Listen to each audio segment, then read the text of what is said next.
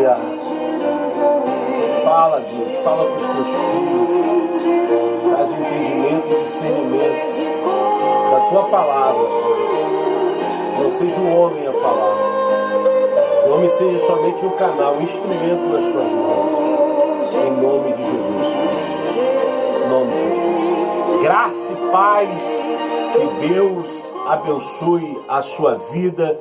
Que Deus abençoe a sua família. Que o Senhor possa estar à frente de todos os seus projetos e desígnios do seu coração. Que Deus abençoe você, amigo evangélico ou não evangélico, católico, espírita, kardecista, umbandista, enfim, independente da sua religião, eu desejo que o Senhor abençoe a você e a sua casa. E a meditação que eu quero trazer no dia de hoje está no livro de João, no capítulo 3. Esse livro que vai nos contar, nos narrar uma história entre dois homens, Jesus e Nicodemos. E eu posso colocar então aí um paralelo entre essas duas pessoas, a pessoa do Senhor Jesus e a pessoa de Nicodemos. E eu posso até intitular essa pregação, essa meditação de hoje, como o grande encontro. Que encontro seria esse? O grande encontro da graça na pessoa de Jesus com a lei na pessoa de Nicodemos. Haja vista que Nicodemos, você pode verificar isso, era um dos principais membros do Sinédrio, né? Do Supremo Tribunal dos Judeus, um homem entendido, um homem experimentado na lei, um homem que ensinava a lei. Então era um homem muito importante, um representante da lei naqueles dias. Eu fiz até um paralelo entre Jesus e Nicodemos, até escrevi algumas coisas. Em Jesus a graça, em Nicodemos a lei. Em Jesus o perdão, em Nicodemos a condenação. Em Jesus o novo, em Nicodemos o velho. Ou seja, tanto no Antigo Testamento como no Novo, Deus sempre teve uma proposta de salvação. Se você for verificar isso, fazendo uma menção sobre esse novo e o velho, lá no passado, na época de Moisés, os filhos de Israel estavam sofrendo escravos na mão de Faraó, e Deus enviou o profeta Moisés com proposta de libertação, de salvação para aquele povo. Nos dias de Noé também, né?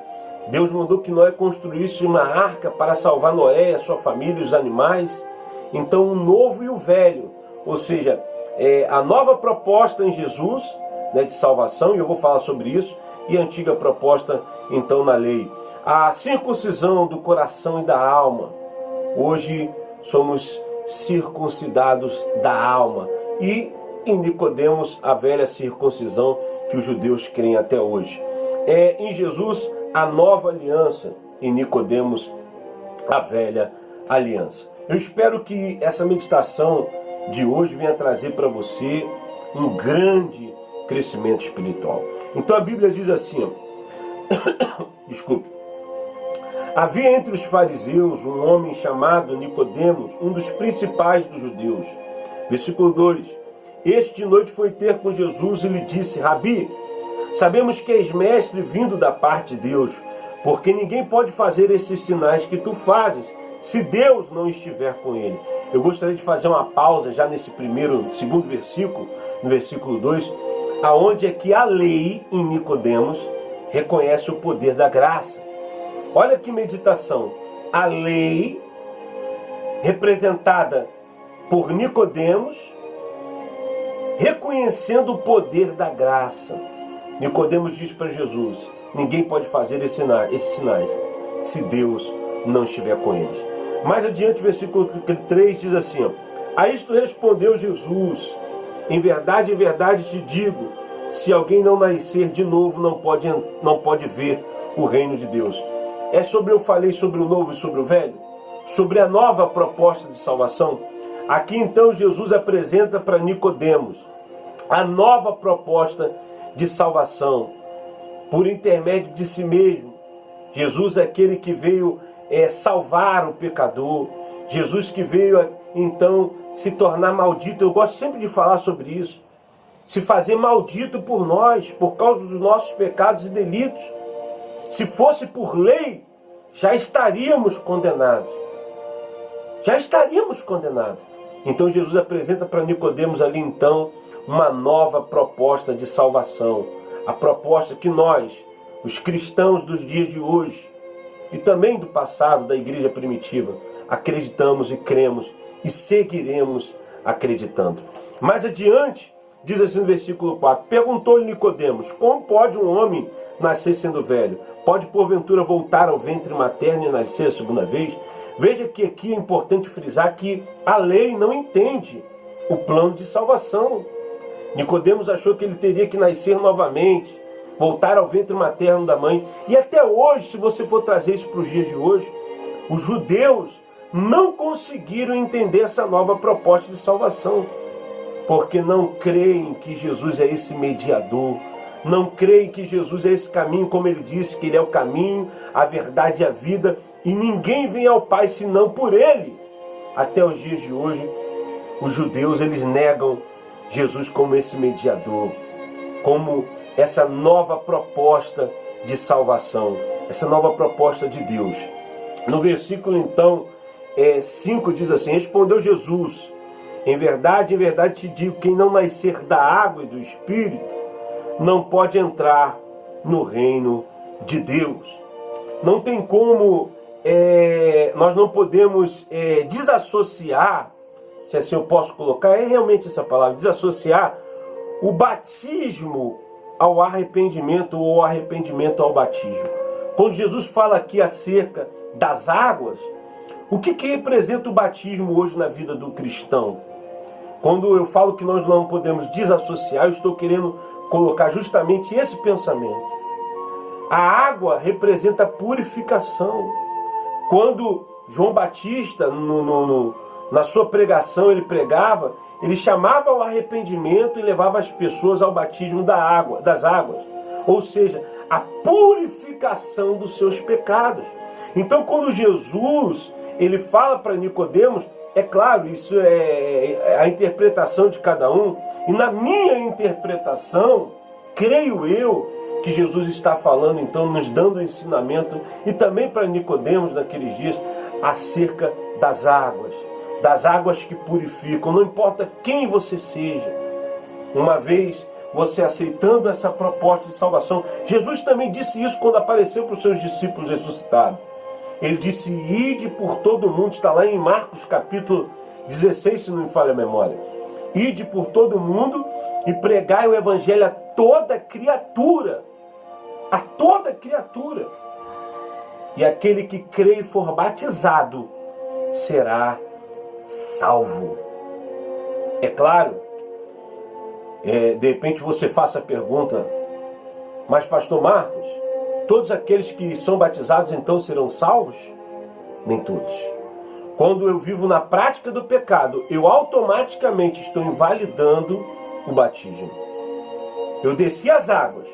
E João Batista falou também que não ia batizar aqueles fariseus que estavam indo até ele, aqueles religiosos daquela época que queriam se batizar. Jesus chamou até de raça de víboras, né? Chamou ele de raça de víboras, ou seja, não adianta descer as águas se não houver um arrependimento. Eu vou falar mais disso, sobre a graça.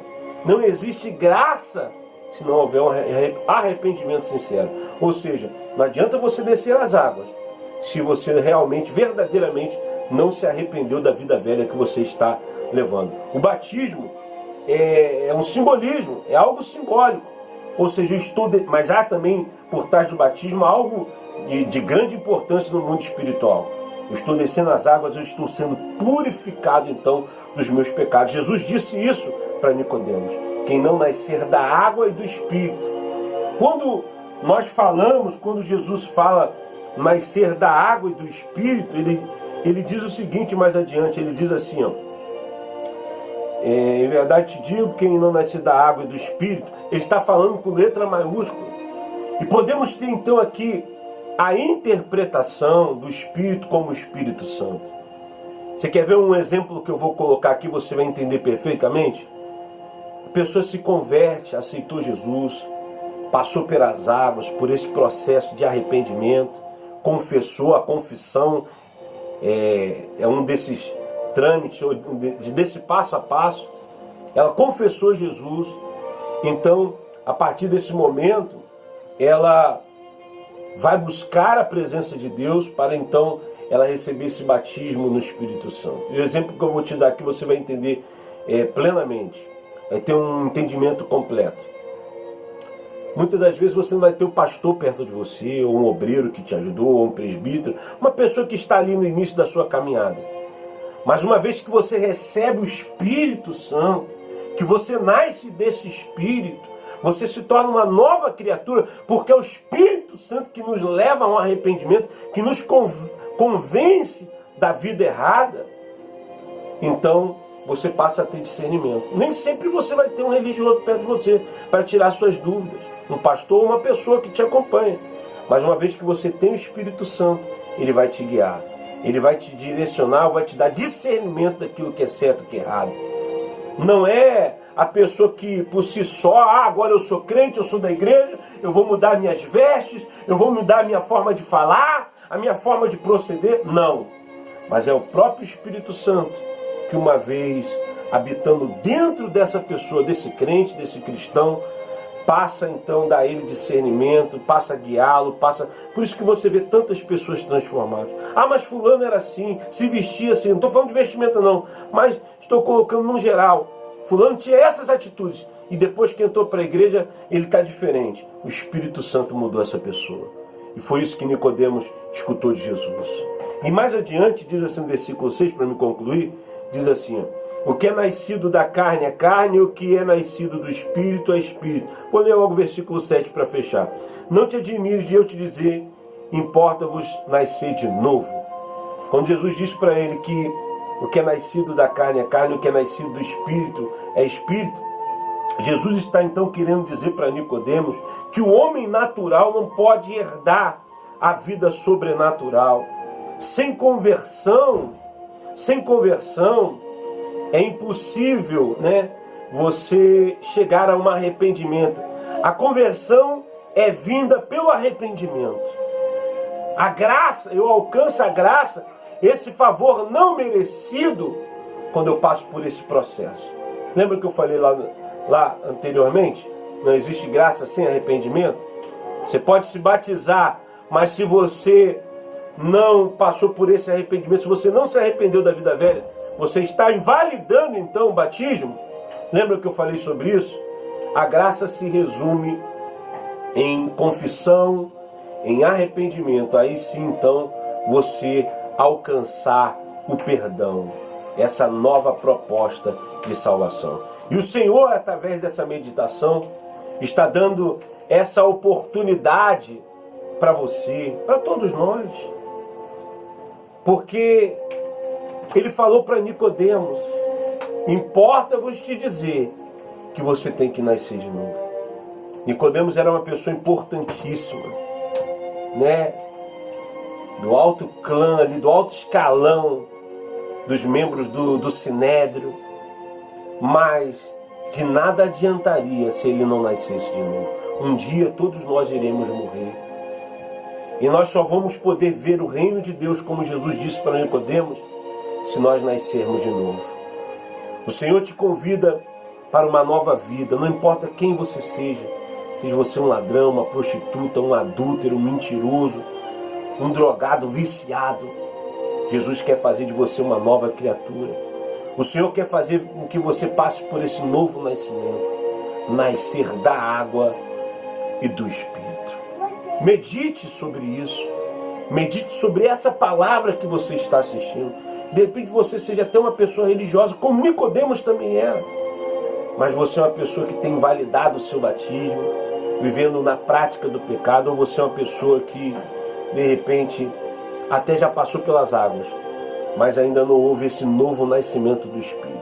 É necessário que assim então você passe a buscar a presença de Deus, para que você receba também esse novo nascimento do Espírito.